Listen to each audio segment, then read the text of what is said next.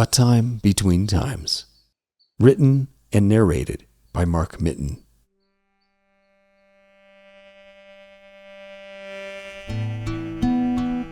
Chapter 3.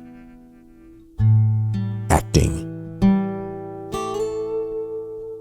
The Chevy Tahoe's headlights cut through the dark like a prison yard searchlight, and Jenny O'Hara couldn't figure out how to shut them off. She fiddled with the blinker wand and patted down the steering column. The bright beams automatically came on whenever the key was in the ignition, and if there was a secret switch, she couldn't find it. Having a brand new patrol vehicle was a dream come true, but apparently all the bells and whistles required a doctoral degree to operate. Forget it. Now, how do I turn on the heated seats? Snowflakes were in the air, softly fluttering across the windshield. She had been idling in front of the Quandary Brewery for hours. Everyone who stepped out the front door had to squint against her headlights, and if this was a stakeout, the bad guys wouldn't have to wonder where she was hiding. The last few weeks had been a roller coaster of nonstop drama. The district attorney's chief investigator, Reuben Dempsey, kept dropping by the sheriff's office unannounced and quizzing her with questions about Breck. He wanted files, hard drives, phone records. He even wanted to see receipts for the coffee mugs in the kitchenette. From where she was sitting, in the brewery parking lot, Jenny had a clear view of the sheriff's office. The building was right down Main Street, and Dempsey's sedan was the only vehicle parked there, beside the big green dumpster. Luckily, she spotted him before he saw her and managed to drive by unnoticed, although he must be blind if he didn't notice her headlights. When was the guy going to give up and go home? Jenny wanted to go home herself, except she had paperwork to fill out at the office first. Another set of bright headlights turned onto Main Street from Quandary Boulevard, drove to the brewery and pulled alongside her. It was a silver BMW, and Jenny's face fell when she recognized the car, since she knew it belonged to the mayor of Quandary, Seneca Matthews. He rolled down his window and pointed at her to do the same. She reluctantly hit the toggle switch on the armrest and braced herself for the cold air and a cold conversation. "Make a wrong turn?" she asked. "City Hall is back that-a-way." "Don't you have your phone on, deputy? I've been trying to call for the last hour." "Yeah? And?" "The DA's bulldog left a dozen messages on my phone." He pointed down the street at Dempsey's car. "Apparently he's been camped out down there since noon, waiting for you.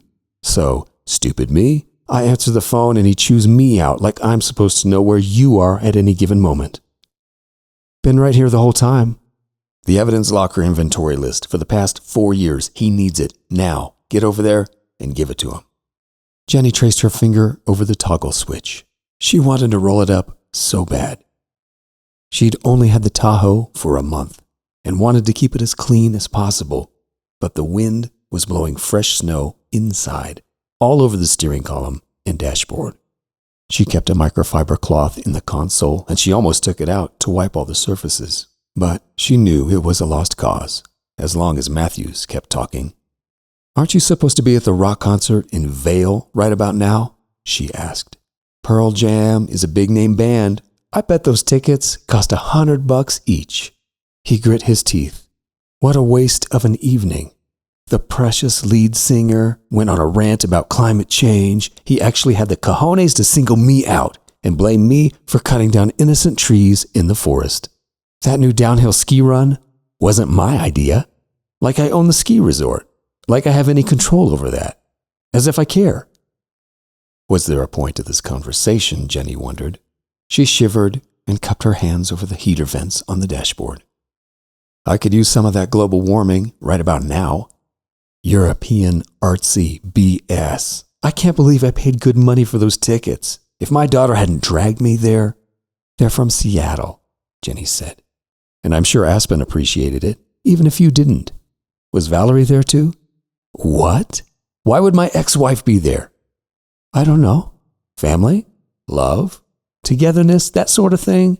I hate it when musicians talk. Play your music and keep your opinions to yourself." Matthews shook his head in disgust. That leftover hippie wouldn't shut up either, and I had to just sit there and take it. It was humiliating. What was I supposed to do? Leap on stage? Grab the mic out of his marijuana-stained fingers? I could have, and maybe I should have. A cold front was rolling in as they spoke. Jenny watched the digital thermometer on the dashboard display drop a degree every 60 seconds. It literally went from 20 degrees to 15 degrees in only 5 minutes. Zipping her puffy down coat all the way to her chin, she cranked the heater to full blast and pushed random buttons, trying to figure out which one activated the seat warmers.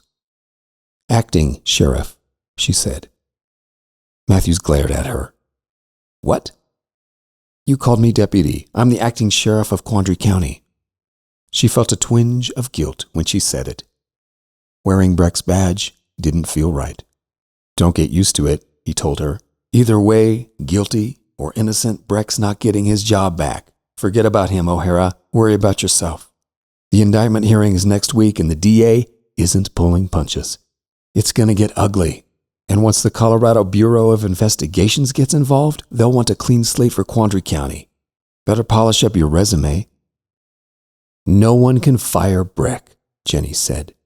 "Not you, not the governor, not the CBI. This is America. He was duly elected by the good citizens of Quandary County." "Yeah? Well, so was I." But then he blinked, and his face changed, softened. "Listen, a lot of crap went down this year. I know you think it's me. You think I brought in the district attorney, but I didn't. Things got complicated, okay?" It wasn't okay, so Jenny pushed the toggle switch, and her window zipped up while Matthews was still talking. From the corner of her eye, she watched him slam the steering wheel. Then he got out of his BMW, hunching against the snowstorm, and tapped on her window with his knuckles. But he did it gently. She glanced at Dempsey's sedan again. Speaking with him was a waste of time, and so was talking to Matthews. But after his second knuckle rapping, she cracked the window halfway. "What?" she said. "I know you don't want to hear this." His dark hair was peppered with white snowflakes, and he cringed in the wind. "But we're on the same team, O'Hara. You, me, and Breck. There are some big power players who want us all sidelined, and they've muddied the waters so bad, we're all going to get dirty, no matter what we do." Jenny's cell phone rang. The caller ID said 911. All 911 calls bounced forward to her cell when she was away from the office, so she hit the talk button and pressed the phone to her ear. "This is Sheriff O'Hara. What is your emergency?" "The old guy at the gold mine on Coal Creek just committed suicide. Blew his brains out with a shotgun." "Who is this? What's your name, sir?" "A concerned citizen." The line went dead. Jenny dropped the phone on the passenger seat and put the Tahoe in gear.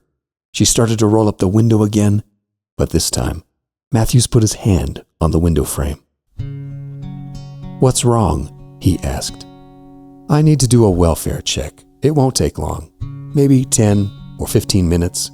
Can you tell Dempsey to sit tight? I'll be there soon and give him whatever he needs." But she had no intention of giving the investigator anything, and she had told Matthews a little lie. Coal Creek was over an hour's drive away, and Dempsey could wait in the sheriff's office parking lot till the crack of dawn for all she cared.